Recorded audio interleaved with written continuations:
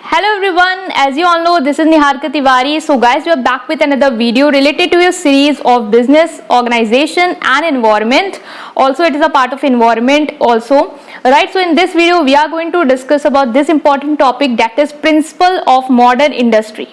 सो यहाँ पे हम बात करने वाले हैं कि मॉडर्न इंडस्ट्री के क्या प्रिंसिपल्स होते हैं। बेसिक हम कुछ टॉपिक्स को यहाँ डिस्कस करने वाले हैं, उनके मीनिंग को डिस्कस करेंगे, उनके एडवांटेज डिसएडवांटेज को भी कवर अप करेंगे। सो इस वीडियो को आप अपने फ्रेंड्स के साथ शेयर करेंगे, इस वीडियो को लाइक करेंगे, चैनल को सब्सक्राइब करेंगे अगर आपने अभी तक नहीं किया है, for further updates and videos related to your BCom and BBA.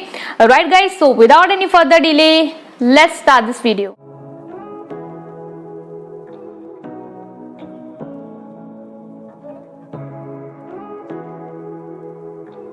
So now what are the principle of modern industry. So सबसे पहले जो इंडस्ट्रीज में पहले जो चीजें चलती थी उसको इनोवेट किया गया, कुछ न्यू कॉन्सेप्ट लाया गया और ये जो कॉन्सेप्ट आया उसने क्या किया, एक न्यू इंडस्ट्री बिल्ड करी जो कि क्या हुई, modern industry. Right, so modern traditional में किसी को कंफ्यूजन नहीं होगा। ट्रेडिशनल मीन्स जो पहले से चला आ रहा था, मॉडर्न मीन्स जो अब हम लोग कुछ नया कुछ कॉन्सेप्ट लाए हैं इंडस्ट्री में या बिजनेस ऑर्गेनाइजेशन में, उनके बारे में हम डिस्कस करने वाले हैं। उनके कुछ एलिमेंट्स को हम यहाँ कवर अप करेंगे, जिसको हम कहेंगे कुछ प्रिंसिपल्स को डिस्कस करेंगे। राइट, सो सबसे पहले जो प्रिंसिपल यहाँ पे आता है आपका, वो आता है आपका डिवीजन ऑफ लेबर या कहें division of work. Right, so division of work, आपको नेम ही से पता चल रहा है कि डिवीजन ऑफ वर्क मीन्स क्या, कि जब आप वर्क को डिवाइड करते हैं उसे हम कहते हैं division of work. And specifically ये डिवीजन ऑफ वर्क क्यों आया?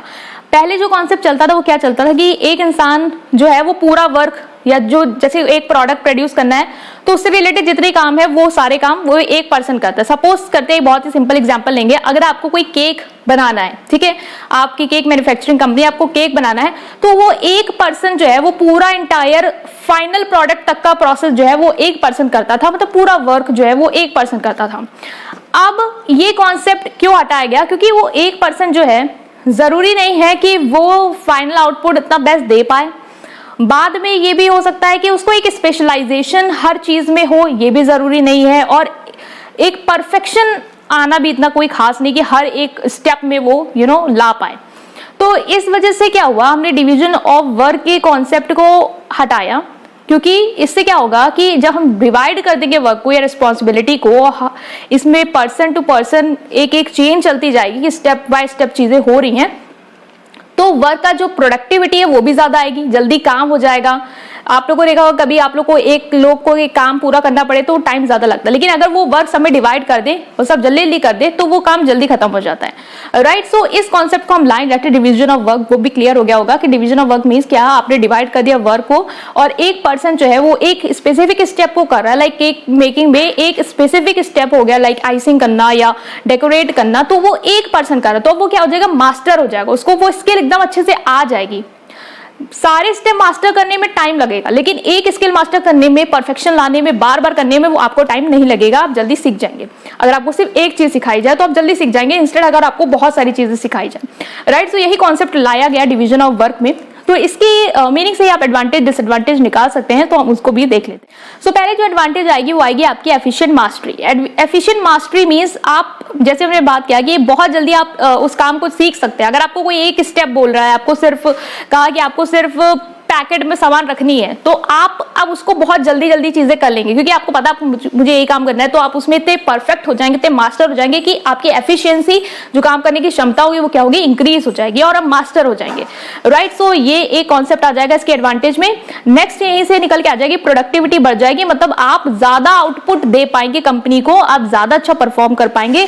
तो ये भी एक एडवांटेज होती है कि आपका जो आउटपुट है वो ज्यादा आएगा, इंस्टेड ऑफ आप एक पूरा फाइनल प्रोडक्ट कर रहे हैं उससे आपका इतना आउटपुट नहीं आ पा रहा होगा, बट एक चीज में जिसमें आप मास्टर हो जाएंगे, आपको जल्दी जल्दी आप उसे कर सकते हैं, तो आप जल्दी जल्दी उसका रिजल्ट जो है वो दे पाएंगे। लोअर कॉस्ट, लोअर कॉस्ट भी प्रोडक्टिविटी से रिलेटेड। जब प्रोडक्टिविटी आपकी बढ़ जाएगी, आप जल्दी जल्दी काम कर पाएंगे, आपके जो कंपनी के वर्कर हैं वो काम को जल्दी खत्म कर पाएंगे, तो क्या होगा, आपकी कॉस्ट भी कम आएगी, आपका टाइम सेव हो रहा है, लोग काम को अच्छे से कर पा रहे हैं। राइट, एफिशिएंट है, प्रोडक्टिविटी बढ़ रही है, तो कॉस्ट ऑटोमेटिकली क्या हो जाती है, कम हो जाती है।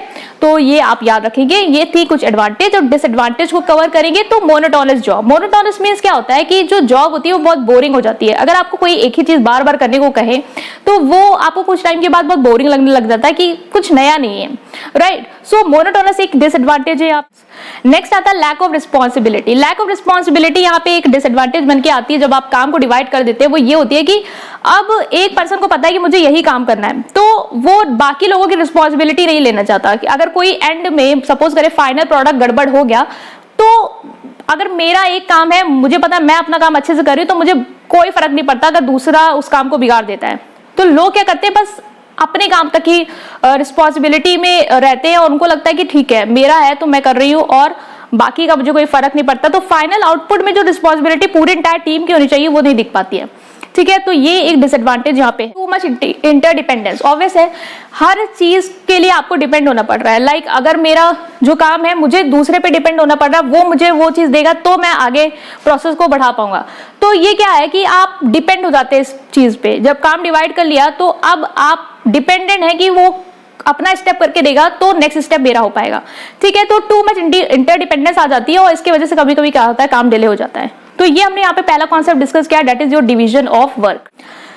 Now we are going to discuss about the next concept here. इसके बारे में एडवांटेज डिसएडवांटेज को कवर करेंगे। वो है आपका स्टैंडर्डाइजेशन। स्टैंडर्डाइजेशन मतलब क्या होता है, स्टैंडर्ड सेट करना, मतलब कि एक स्पेसिफिक क्राइटेरिया सेट कर देना कि इसी के अकॉर्डिंग जो चीजें हैं वो चलेंगी, राइट। वो होता है आपका स्टैंडर्डाइजेशन। मतलब जो ऑर्गेनाइजेशन होती है वो कुछ रूल्स बना देती है या कुछ फ्रेमवर्क डिसाइड कर देती है, कि गाइडलाइंस बना देती है कि इसी तरीके से काम होगा। लाइक कोई भी चीज आपको प्रोड्यूस करनी है, कोई भी प्रोडक्ट आपको प्रोड्यूस करना है, तो वो बताएगी कि यही साइज होना चाहिए, यही डिजाइन होना चाहिए, यही लेबल होना चाहिए और हम कुछ इसमें चेंज नहीं कर सकते। मतलब कि एग्जैक्ट चीजें जो जैसी वो बता रहे हैं आपको वैसी ही चीजें फॉलो करके करनी है। सामान को वहीं से उठाना है तो वहीं से उठाना है, ऐसे असेंबल करना है तो ऐसे असेंबल करना है। तो ये क्या होता है, स्टैंडर्डाइजेशन होता है। ये प्रोसेस में भी आप लगा सकते हैं, प्रोडक्ट में भी लगा सकते हैं। मींस प्रोडक्ट में आप बता सकते हैं कि प्रोडक्ट को इसी तरीके से ही बनाना है और कुछ आप चेंज नहीं कर सकते, तो वो एक प्रोडक्ट की स्टैंडर्डाइजेशन हो जाएगी। इसी तरीके से आप प्रोसेस को स्टैंडर्ड कर सकते हैं कि ये जो प्रोसेस है वो इसी तरीके से चलेगा, ये स्टेप ऐसे ही फॉलो होगा और इसमें आप कोई अलग से चेंज नहीं ला सकते। तो कंपनी इस तरीके की स्टैंडर्डाइजेशन पर्पस करती है और बहुत सारे प्रोडक्ट की स्टैंडर्डाइजेशन कॉमन है। लाइक सपोज करें कोई एग्जांपल ले लेते हैं डोमिनोज।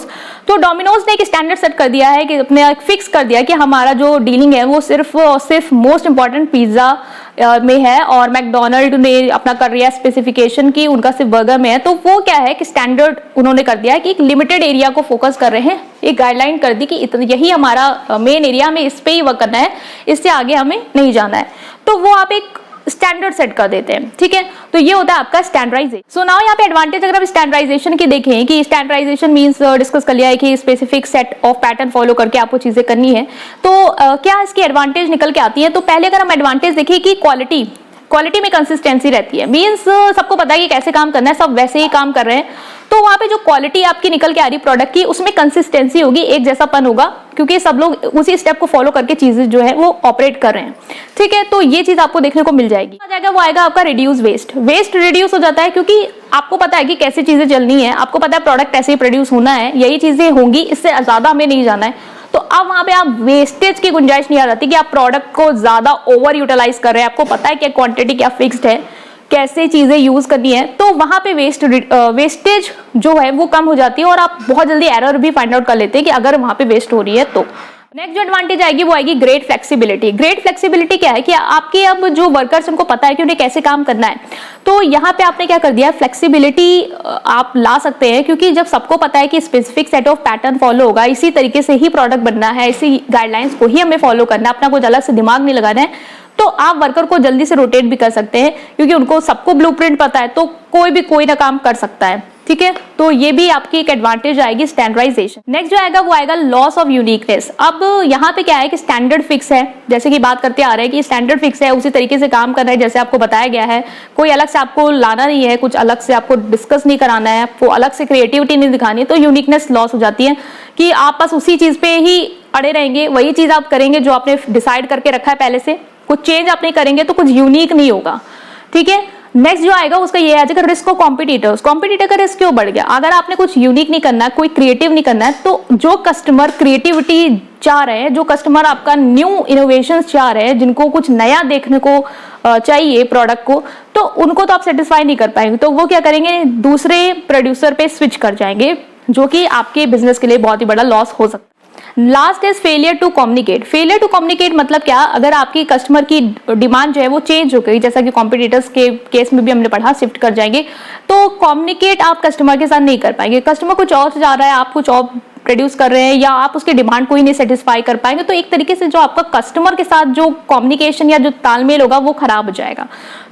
तो ये सारी क्या है आपकी डिसएडवांटेज है स्टैंडर्डाइजेशन की।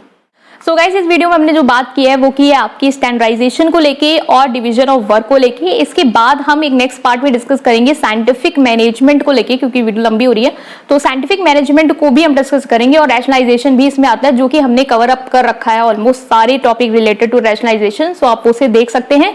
तो यही कुछ प्रिंसिपल आ जाएंगे, डिवीजन ऑफ वर्क आ जाएगा जो मैंने डिस्कस किया है, स्टैंडर्डाइजेशन आ जाएगा, next scientific management I will discuss, और रैशनलाइजेशन मैंने डिस्कस कर रखा है। तो एक बच रहा है, वो मैं आप जल्दी से डिस्कस कर लूंगी नेक्स्ट पार्ट में। सो आप उस पार्ट को जरूर देखेंगे, इस पार्ट को लाइक करेंगे, चैनल को सब्सक्राइब करेंगे। Thank you.